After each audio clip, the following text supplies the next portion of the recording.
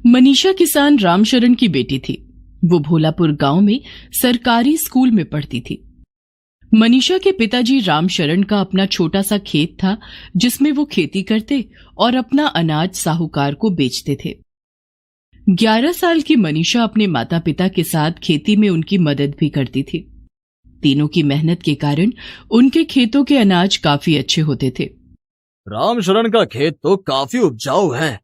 अगर ये खेत मुझे मिल जाए तो मैं माला माल हो जाऊंगा। साहूकार रामशरण के खेत के कागजात पर धोखे से रामशरण का अंगूठा लगवा लेता है और खेत अपने नाम करवा लेता है। अगले दिन जब रामशरण अपनी पत्नी चंदा और बेटी मनीषा के साथ अपने खेत पर काम करने जाता है तो साहूकार के आदमी उसे खेत में घुसने नहीं देते हैं। कहाँ घुसे जा रहे हो? अपने खेत में जा रहा हूँ, फसल बुआई करनी है। तुम्हें पता नहीं है क्या, ये खेत अब साहूकार का है। तुमने खुद ये खेत उसके नाम किया है। नहीं नहीं मालिक, मैंने ऐसा कुछ नहीं किया। जो भी हो, तुम इस खेत में नहीं जा सकते, मालिक का हुक्म है। रामशरण समझ जाता है कि साहूकार ने उसका खेत हड़प लिया है। इसी तरह साहूकार ने गांव के और भी भोले भाले लोगों का खेत हड़प लिया था। गांव के लोग उसे सलाह देते हैं कि उसे थाने में शिकायत करनी चाहिए, लेकिन जब रामशरण थाने जाता है तो दरोगा साहब, साहूकार ने मेरे खेत धोखे से हड़प लिए हैं। मुझे मेरा खेत वापस दिलवा दीजिए। मेरे और मेरे परिवार का गुजारा उसी खेत से चलता है। लेकिन साहूकार रसूखदार था और उसने दारोगा को उसके खिलाफ कुछ कार्रवाई नहीं करने के लिए पहले ही पैसे दे दिए थे। तुमने अपनी मर्जी से अपना खेत साहूकार के नाम किया है, अब कुछ नहीं हो सकता। दरोगा रामशरण की बात भी नहीं सुनता है और रामशरण को धमकी देकर थाने से भगा देता है। रामशरण के साथ चंदा और मनीषा भी थाने गए थे। दरोगा की हरकत देखकर मनीषा को बहुत गुस्सा आता है।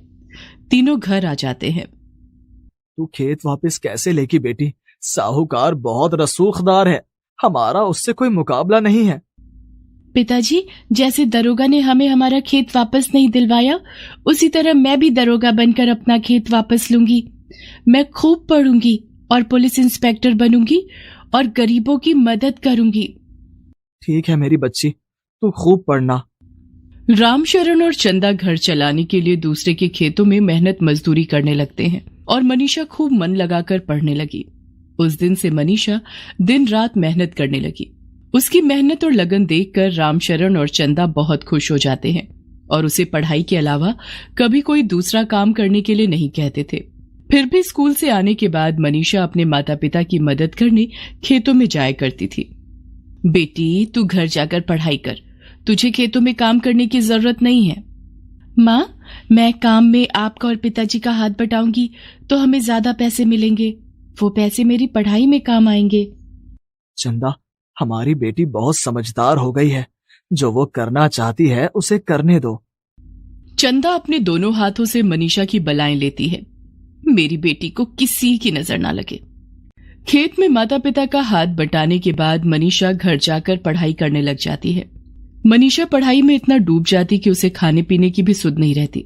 मनीषा बेटी, खाना खा ले, सिर्फ पढ़ाई ही करती रहेगी क्या? खाना खाना बहुत जरूरी है। एक बार गांव में सूखा पड़ गया। सूखा पड़ने के कारण खेतों में सिंचाई और बुआई का काम नहीं हो पा रहा था। चंदा, इस साल तो लगता है खेत सूखे ही पड़े रहेंगे। गांव में भयंकर सूखा पड़ गया है। हमारा गुजारा कैसे चलेगा जी? हमारी तो रोजी रोटी ही खेतों में काम करने से मिलती है। फिर मनीषा की पढ़ाई कैसे होगी? माँ, पिताजी, क्यों ना हम शहर चले? वहां हमें कोई ना कोई काम जरूर मिल जाएगा। लेकिन बेटी, बुरे समय में गांव को छोड़कर जाना भी ठीक नहीं है। लेकिन मुखिया जी भी हमारी मदद नहीं कर पा रहे हैं। हम कर्ज में डूब जाएंगे। मनीषा ठीक कह रही है, हमें शहर जाकर काम ढूंढना चाहिए। लेकिन हम शहर में कहाँ रहेंगे? हमारे पास वहां रहने के लिए कोई ठिकाना नहीं है। मेरा चचेरा भाई लक्ष्मण वहां रहता है। हम पहले उसके घर चलेंगे, फिर कोई और ठिकाना और काम ढूंढ लेंगे। रामशरण, चंदा और मनीषा अपना सामान लेकर शहर आ जाते हैं। शहर में वे लोग चंदा के चचेरे भाई लक्ष्मण के घर जाते हैं। लक्ष्मण, हम यहाँ काम की तलाश में आए हैं। गांव में सूखा पड़ गया है, खेतों में काम नहीं है। ठीक है, मैं एक सेठ के घर पर काम करता हूँ। मैं उनसे बात करके आप दोनों को वहां काम दिला दूंगा। तब तक आप मेरे घर में आराम से रहो। लक्ष्मण अपने सेठ से बात करके चंदा और रामशरण को वहां काम दिला देता है। चंदा सेठ के घर में साफ सफाई और रामशरण बगीचे की देखभाल करने लगता है। रामशरण मनीषा का नाम एक सरकारी स्कूल में लिखवा देता है। शहर आकर मनीषा बहुत खुश थी। माँ, शहर में रहकर मैं ज्यादा अच्छे से पढ़ाई कर सकूंगी। यहाँ के शिक्षकों और दूसरे बच्चों से मुझे ज्यादा सीखने को मिलता है। मेरी बच्ची, तू खूब मन लगाकर पढ़ाई कर और अपना सपना पूरा कर। मनीषा खूब मन लगाकर पढ़ने लगती है। धीरे धीरे मनीषा के स्कूल की पढ़ाई खत्म हो जाती है और मनीषा कॉलेज में दाखिला ले लेती है। मनीषा पढ़ने में काफी होनहार थी। शहर आकर उसने इंस्पेक्टर की पढ़ाई और परीक्षा के बारे में पता कर लिया था। उसने बीए की डिग्री भी प्राप्त कर ली और पुलिस में भर्ती होने के लिए प्रवेश परीक्षा का फॉर्म भरा। परीक्षा की तैयारी के लिए मनीषा शहर की लाइब्रेरी में जाकर पढ़ाई करती। कुछ दिनों बाद परीक्षा की तारीख भी आ गई। बेटी, दही चीनी खाकर जा। ऐसा करने से सारे काम शुभ होते हैं। अच्छे से परीक्षा देना और बिल्कुल मत घबराना। हाँ। मनीषा चंदा और रामशरण के पैर छूकर आशीर्वाद लेती है और परीक्षा देने के लिए परीक्षा सेंटर पहुंच जाती है। मनीषा परीक्षा देकर घर वापस आ जाती है। परीक्षा कैसी रही बेटी? माँ, परीक्षा तो बहुत अच्छी रही। मैंने सारे प्रश्न हल कर दिए। शाबाश मेरी बच्ची। और कुछ दिनों बाद अखबार में परीक्षा का परिणाम भी आ गया। माँ, पिताजी, इंस्पेक्टर की भर्ती परीक्षा में मेरा सिलेक्शन हो गया है। चंदा और रामशरण खुशी के मारे मनीषा को गले लगा लेते हैं। माँ, बस मेडिकल टेस्ट और इंटरव्यू में भी मेरा सिलेक्शन हो जाए। वहां भी तेरा सिलेक्शन हो जाएगा बेटी। हमारा आशीर्वाद तेरे साथ है। मनीषा मेडिकल टेस्ट और इंटरव्यू में भी उत्तीर्ण हो जाती है और अब वो पुलिस इंस्पेक्टर बन जाती है। इंस्पेक्टर की वर्दी में मनीषा घर आती है, जिसे देखकर चंदा और रामशरण फूले नहीं समाते हैं। रामशरण और चंदा बूढ़े हो चले थे। माँ, पिताजी, अब आप दोनों को काम करने की जरूरत नहीं है।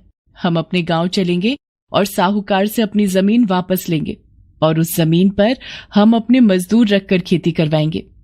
मैं शहर में अपनी ड्यूटी करूंगी और आप दोनों हमारा खेत का काम देखना। रामशरण और चंदा गांव चले जाते हैं। घर पहुंचने पर उन दोनों ने देखा कि साहूकार ने उनकी झोपड़ी की जमीन भी हड़प ली थी और वहां अपना नया घर बनवा रहा था। रामशरण शहर में मनीषा को फोन करता है और उसे सारी बात बताता है। आप वहीं रुको, मैं अभी आती हूं। रामशरण अपने पड़ोसी के घर में शरण ले लेता है। दूसरे दिन मनीषा गांव आती है और सीधा साहूकार के घर जाती है। साहूकार का गार्ड एक महिला इंस्पेक्टर को देखकर चौंक जाता है। जी, आप कौन? साहूकार को जल्दी बुलाओ, मेरे पास उसके खिलाफ गिरफ्तारी का वारंट है।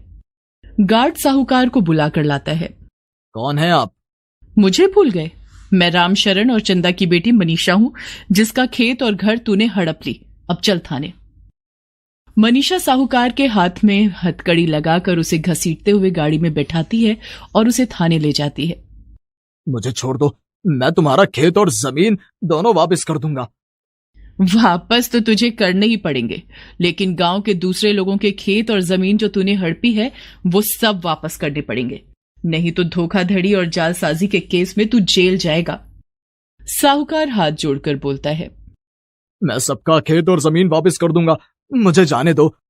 लेकिन मनीषा साहूकार की एक नहीं सुनती और उसे जेल भेज देती है। साहूकार रामशरण के अलावा दूसरे ग्रामीणों के खेत और जमीन वापस कर देता है। साहूकार को उसके किए की सजा मिल गई थी और मनीषा एक मेहनती और ईमानदार इंस्पेक्टर बन गई थी। गांव वाले मनीषा की बहुत इज्जत करते और उसे इंस्पेक्टर बिटिया कहकर बुलाने लगे। सुनीता कई सालों से सब्जी बेचने का काम कर रही थी, लेकिन इस काम से उसका और उसकी 7 साल की बेटी पिंकी का गुजारा नहीं हो पा रहा था। सुनीता के पति किशोर की मौत 4 साल पहले एक सड़क हादसे में हो गई। ससुराल वालों ने तो किशोर की मौत के साथ ही उससे मुंह मोड़ लिया था और अब मायके वाले भी साथ छोड़ रहे थे। भैया भाभी, आप लोग शहर क्यों जा रहे हो? क्यों ना जाएं हम शहर? यहां गांव की जिंदगी में रखा क्या है सिवाय जिम्मेदारियों के? सुनीता समझ गई थी कि उसकी भाभी का इशारा उसकी तरफ ही था। दरअसल उसका भाई सुरेश और भाभी कामिनी उसके घर से थोड़ी ही दूर रहते थे। सुरेश एक ढाबा चलाता था जो काफी अच्छा चल रहा था, इसलिए वो कभी कभी सुनीता की कुछ मदद कर दिया करता था। लेकिन ये बात उसकी पत्नी कामिनी को बिल्कुल पसंद नहीं थी। कामिनी के जोर देने पर ही अब सुरेश गांव छोड़कर शहर जा रहा था। अब अपनी भाभी को गलत मत समझना सुनीता, इसका मतलब इस घर से था। दरअसल ये घर अब काफी पुराना हो गया है। इसका रख रखाव मुश्किल भी है और खर्चीला भी। और फिर बच्चों के भविष्य के बारे में भी तो सोचना है ना। शहर में रहेंगे तो बच्चे भी अच्छे स्कूल में पढ़ सकेंगे। लेकिन तू फिक्र मत करना, मैं गांव छोड़कर जा रहा हूं, तुझे और पिंकी को नहीं। मैं तुम लोगों से मिलने आता रहूंगा। सुरेश की बात सुनकर कामिनी को गुस्सा आ जाता है। वो एक बार फिर सुनीता को सुनाते हुए कहती है, हाँ हाँ, सबका ठेका तो तुम्ही ने लेकर रखा है ना। इतना कहकर कामिनी वहां से चली जाती है। सुनीता अपनी आंखों को पोंछते हुए सुरेश से कहती है, कोई बात नहीं भैया, आप हमारी फिक्र मत करना। भाभी और बच्चों का ख्याल रखना और खूब तरक्की करना। मेरी भगवान से बस यही प्रार्थना है। सुरेश सुनीता की मदद करना चाहता था, लेकिन इसकी वजह से वो अपने घर में कलेश भी नहीं चाहता था। उसने कई बार कामिनी को समझाकर देख लिया था, लेकिन वो बदलने को तैयार नहीं थी। उसने जाने से पहले कुछ पैसे सुनीता के हाथों में रख दिए। नहीं भैया, रहने दो, इसकी जरूरत नहीं है। सुरेश सुनीता को चुप रहने का इशारा करता है, लेकिन तभी वहां कामिनी एक पुराना संदूक लेकर आ जाती है। ले लो, बस ये आखिरी बारी है। इसके बाद कुछ नहीं हो पाएगा, क्योंकि शहर में बहुत खर्चे होंगे हमारे भी। और सुनो, जाते हुए ये माँ जी का पुराना संदूक और ये कुछ कपड़े भी लेती जाना, कब से ऐसे ही पड़े हैं। अब ये सब मैं शहर लेकर तो जाऊंगी नहीं, तो तुम ही ले जाना ये सब। कामिनी उस संदूक को और पुराने कपड़ों को जमीन पर डाल देती है, मानो किसी नौकर को दे रही हो। लेकिन फिर भी सुनीता इस बात का बुरा नहीं मानती। वो फौरन जाकर अपनी माँ के कपड़ों को उठा लेती है और रोते हुए कहती है, हाँ भाभी, ये सब मेरे बहुत काम के हैं। इन्हें छूकर ऐसा लगेगा जैसे माँ मेरे साथ है। सुनीता की बात सुनकर कामिनी हंसती हुई वहां से चली जाती है। फिर सुनीता वो सारा सामान और सुरेश के दिए हुए पैसे लेकर वापस अपने घर आ जाती है। तब उसकी बेटी पिंकी उससे कहती है, माँ, ये नानी का संदूक है क्या? इसे खोलो ना, मुझे देखना है कि इसमें क्या है। हो सकता है मेरे लिए कोई खिलौना ही मिल जाए। सुनीता मुस्कुराकर पिंकी के सिर पर हाथ फेरती है और फिर दोनों मिलकर उस संदूक को खोलते हैं। उस संदूक के अंदर काफी कुछ था, लेकिन सब पर बहुत धूल चढ़ी हुई थी। सुनीता एक एक करके सारा सामान बाहर निकालकर उसे साफ करने लगती है। तभी अचानक उसके हाथ अपनी माँ की पुरानी डायरी लगती है। अरे, ये तो माँ की डायरी है। मुझे याद है, इसमें तो माँ ने सब कुछ लिखा था। नानी ने क्या लिखा था इसमें? माँ, मुझे भी दिखाओ ना। बेटा, मेरे बाबा यानी तुम्हारे नाना जी का इस गांव में बहुत बड़ा ढाबा था। माँ और बाबा मिलकर उसे चलाते थे। अच्छा, और अब मामा जी उसे चलाते हैं? अब मेरा मतलब है चलाते थे। अब तो वो शहर जा रहे हैं ना? हाँ बेटा, तुम्हें पता है तुम्हारी नानी बहुत ही बढ़िया पाव भाजी बनाती थी। मुझे आज भी याद है, जब भी वो पाव भाजी बनाती थी, सारा गांव उसकी खुशबू से खींचा चला आता था। माँ अपनी पाव भाजी को नए नए तरीकों से बनाती थी और फिर सब कुछ अपनी इस डायरी में लिख कर रख लेती थी। अच्छा, तो माँ, तुमने नानी से क्यों नहीं सीखा पाव भाजी बनाना? पिंकी की बात सुनकर सुनीता उदास हो जाती है। दरअसल सुनीता को बचपन में खाना बनाने का बिल्कुल भी शौक नहीं था। उसकी माँ जब उसे मदद के लिए बुलाती, वो कोई ना कोई बहाना बनाकर वहां से गायब हो जाती। अरे ओ सुनीता, कब से बुला रही हूं, आती क्यों नहीं? आ जरा, ये भाजी का मसाला पीस दे जरा, तब तक मैं पाव देख लेती हूँ। नहीं माँ, मुझे तो बाहर खेलने जाना है। मैं जा रही हूँ। हे भगवान, कैसी लड़की है। कितनी कोशिश करती हूं कि थोड़ा बहुत काम सीख ले, लेकिन इसका तो मन ही नहीं लगता। चलो कोई बात नहीं, इस डायरी में सब कुछ लिखा तो है मैंने। जब बड़ी हो जाएगी तो खुद ब खुद सीख लेगी। क्या हुआ माँ, कुछ तो बोलो। हाँ, मैं अब बनाऊंगी बेटा, पाव भाजी बनाऊंगी मैं, बिल्कुल अपनी माँ जैसी। पिंकी, तुम करोगी ना मेरी मदद? हाँ माँ, बिल्कुल करूंगी। सुनीता सबसे पहले अपनी माँ की डायरी खोलकर उसे खूब अच्छे से पढ़ती है और फिर सुरेश के दिए पैसों से पाव भाजी बनाने का सारा सामान खरीद कर लाती है। वो डायरी से पढ़कर ठीक उसी तरह सब कुछ बनाती है जैसे उसकी माँ बनाया करती थी। उसने कुछ बाजार से बना बनाया नहीं खरीदा, बल्कि सारे मसालों को सुखाकर खुद अपने हाथों से पीस कर तैयार किया। पाव भी खुद बनाए और सब्जियां भी बिल्कुल ताजी इस्तेमाल की। फिर शाम को उसने अपने ठेले पर सब्जियों की जगह पाव भाजी बेचना शुरू कर दिया। पिंकी भी इस काम में उसकी पूरी मदद कर रही थी। अरे सुनीता, ये पाव भाजी बेचना कब से शुरू किया? बस आज से ही चाची। पता है चाची, मैंने पाव भाजी बिल्कुल वैसे ही बनाई है जैसे माँ बनाती थी। अरे वाह, भाभी के हाथ की पाव भाजी तो यहाँ सबको बड़ी याद आती है। ला, मैं भी खाकर देखूं तेरे हाथों में भाभी वाला स्वाद है भी या नहीं। सुनीता फौरन एक प्लेट पाव भाजी लगाकर अपनी पड़ोसन सरला को दे देती है। सरला उसे खाते हुए कुछ नहीं कहती। फिर उसके बाद, कुछ तो कहो चाची, माँ जैसी बनी है या नहीं? रुक जा, पहले खत्म तो कर लूं। भाई मजा आ गया सच में सुनीता, तूने बिल्कुल भाभी जैसी पाव भाजी बनाई है। सालों पुराना स्वाद फिर से आ गया। वाह, तुझे तो ये काम पहले ही कर लेना चाहिए था। फालतू में वो सब्जी बेचने के चक्कर में पड़ी थी। चल ऐसा कर, 4-5, तू ऐसा कर पूरी 6 प्लेट पैक कर दे। घर में सबकी तबीयत खुश हो जाएगी तेरी पाव भाजी खाकर। सरला से अपनी पाव भाजी की इतनी तारीफ सुनकर सुनीता बहुत खुश हो जाती है और फटाफट उसे पाव भाजी पैक करके दे देती है। धीरे धीरे सुनीता के पास और भी ग्राहक आने लगे और सिर्फ 2 घंटों के अंदर ही सुनीता की सारी पाव भाजी बिक गई। माँ, ये तो कमाल हो गया। जब हम सब्जी बेचते थे तो हफ्ते भर में भी ठेला खाली नहीं होता था, और अब देखो 2 घंटों में ही सब कुछ खत्म हो गया।